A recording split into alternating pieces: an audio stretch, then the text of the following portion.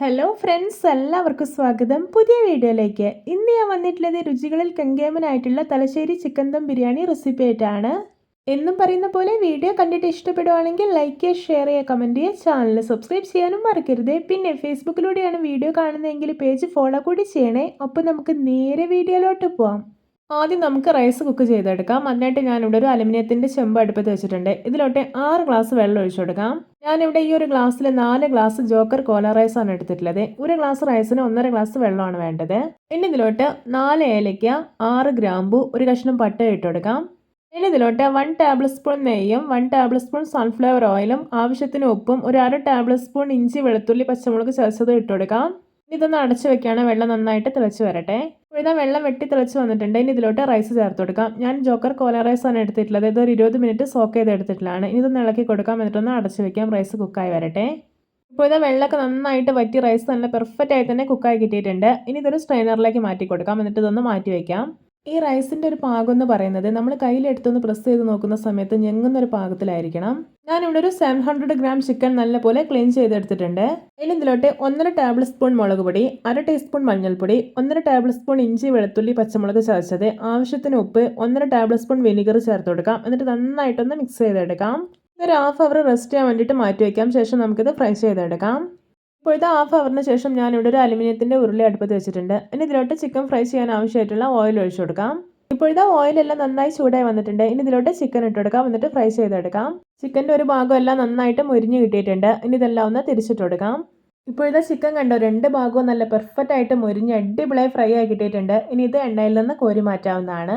Chicken fry ചെയ്തെടുത്തിട്ടുള്ള ഈ ഒരു ഓയിലിൽ തന്നെയാണ് ഞാനിവിടെ മസാല റെഡിയാക്കി എടുക്കുന്നത്. അത് ഞാനൊരു അലുമിനിയത്തിൻ്റെ ചെമ്പിലോട്ട് ഒഴിച്ചിട്ടുണ്ട്. ഇനി ഇതിലോട്ട് 2 ടീസ്പൂൺ നെയ്യും 2 ടേബിൾ സ്പൂൺ വെളിച്ചെണ്ണയും ഒഴിച്ചു കൊടുക്കാം. ഇനി ഇതിലോട്ട് 4 വലിയ ഉള്ളി അരിഞ്ഞത് ഇട്ട് കൊടുക്കാം. എന്നിട്ട് ആവശ്യത്തിന് ഉപ്പ് കൂടി ചേർത്തിട്ട് നല്ലപോലെ വഴറ്റിയെടുക്കാം. ഇനി ഇതിലോട്ട് 2 വെളുത്തുള്ളി, ഒരു വലിയ കഷ്ണം ഇഞ്ചി, 7 പച്ചമുളക് ഇതെല്ലാം ചതച്ചത് ഇട്ട് കൊടുക്കാം. ഇനി ഇതിലോട്ട് 2 തക്കാളി അരിഞ്ഞത് കൂടി ഇട്ടെടുത്തിട്ട് നന്നായിട്ട് വഴറ്റിയെടുക്കാം. ഇനി ഇതിലോട്ട് 1.5 ടേബിൾ സ്പൂൺ കാശ്മീരി മുളക് പൊടി, 1/2 ടീസ്പൂൺ മഞ്ഞൾപ്പൊടി, 1 table spoon chicken masala, 1/2 teaspoon കുരുമുളക് പൊടി, 1/2 ടീസ്പൂൺ ഗരം മസാലയും ഇട്ട് കൊടുക്കാം. ഇനി കുറച്ച് മല്ലിയിലയും പുതിനയിലയും അരിഞ്ഞത് ഇട്ട് കൊടുക്കുന്നുണ്ട്. എന്നിട്ട് നല്ലപോലെ ഒന്ന് ഇളക്കി യോജിപ്പിച്ചെടുക്കാം. പിന്നെ ഇതിലോട്ട് ഒരു 7 ടേബിൾ സ്പൂൺ നല്ല പുളിയുള്ള തൈര് ഒഴിച്ചു കൊടുക്കുന്നുണ്ട്. പിന്നെ കുറച്ച് ജാർ കഴുകിയിട്ട് വെള്ളം കൂടി ഒഴിക്കാം. എന്നിട്ട് ഇതെല്ലാം ഒന്ന് മിക്സ് ചെയ്തതിന് ശേഷം ഒന്ന് അടച്ചു വെക്കുകയാണ് ഒരു 2-3 മിനിറ്റ്. തുറന്ന് നോക്കാം. മസാല നോക്കിയാൽ നല്ല സ്മെല്ലൊക്കെ വരുന്നുണ്ട്. ഇനി ഇതിലോട്ട് ഫ്രൈ ചെയ്ത് വെച്ചിരിക്കുന്ന ചിക്കൻ ചേർത്ത് കൊടുക്കാം. എന്നിട്ട് ഈ ചിക്കനിലെല്ലാം മസാലയൊക്കെ നല്ലപോലെ പിടിക്കും. ഇതൊന്ന് ഇളക്കി യോജിപ്പിച്ചെടുക്കാം. ഇതൊരു ലോ ഫ്ലെയിമിലിട്ടിട്ട് ഒരു 3 മിനിറ്റോളം ഒന്ന് അടച്ചു വയ്ക്കുകയാണ്. ഇപ്പോഴത്തെ 3 മിനിറ്റ് ആയിട്ടുണ്ട്. നമ്മുടെ മസാല നോക്കി അടിപൊളിയായി തന്നെ റെഡിയായി കിട്ടിയിട്ടുണ്ട്. ഇനി ബിരിയാണി ദം ചെയ്യാം. അതിനായിട്ട് നമ്മൾ ഉണ്ടാക്കി വെച്ചിരിക്കുന്ന റൈസ് ഉണ്ടല്ലോ, അത് പകുതി ഈ ചിക്കൻ്റെ മേലേക്ക് നിരത്തി കൊടുക്കാം. ഇനി ഇതിൻ്റെ മേലേക്ക് കുറച്ച് മഞ്ഞൾപ്പൊടിയുടെ വെള്ളം തെളിച്ചു കൊടുക്കാം. ചോറിനൊരു കളർ കിട്ടാൻ വേണ്ടിയിട്ടാണ്.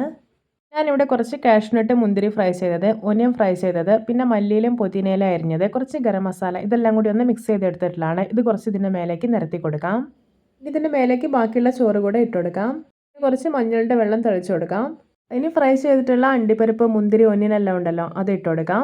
4 ടേബിൾ സ്പൂൺ ചൂടാക്കിയ ഗീ കൂടെ ഇതിൻ്റെ മേലേക്ക് ഒഴിച്ചു കൊടുക്കാം. എന്നിട്ട് അടച്ചു വയ്ക്കാം. ഇതിൻ്റെ മേലേക്ക് വെള്ളം നിറച്ചിട്ടുള്ള ഒരു പാത്രം വെച്ച് കൊടുക്കുന്നുണ്ട്. എന്നിട്ട് ഒരു ലോ ഫ്ലെയിമിലിട്ടിട്ട് ഒരു 1/2 മണിക്കൂർ ദം ചെയ്തെടുക്കാം. ഇപ്പോൾ ഇത് 1/2 മണിക്കൂർ ആയിട്ടുണ്ട്. ബിരിയാണി എന്തായെന്ന് തുറന്നു നോക്കാണ്. നോക്കിയാൽ നല്ല പെർഫെക്റ്റ് ആയി തന്നെ ദമ്മായി കിട്ടിയിട്ടുണ്ട്. എന്തൊരു സ്മെല്ലാന്നറിയോ. ഇനി റൈസും ചിക്കനും സെപ്പറേറ്റ് ആയിട്ട് പാത്രത്തിലേക്ക് കോരി മാറ്റി വയ്ക്കാം.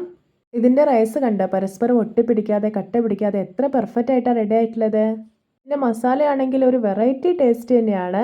ഇതെല്ലാവർക്കും എൻ്റെ രുചികരമായിട്ടുള്ള തലശ്ശേരി ചിക്കൻ ദം ബിരിയാണി റെസിപ്പി ഇഷ്ടപ്പെട്ടെന്ന് വിചാരിക്കുന്നു. ഇഷ്ടപ്പെട്ട് സപ്പോർട്ട് ചെയ്യാൻ മറക്കരുത്. അപ്പോൾ ഇതുപോലെയുള്ള വെറൈറ്റി വീഡിയോകളായി നമുക്ക് വീണ്ടും കണ്ടുമുട്ടാം. Okay, bye bye.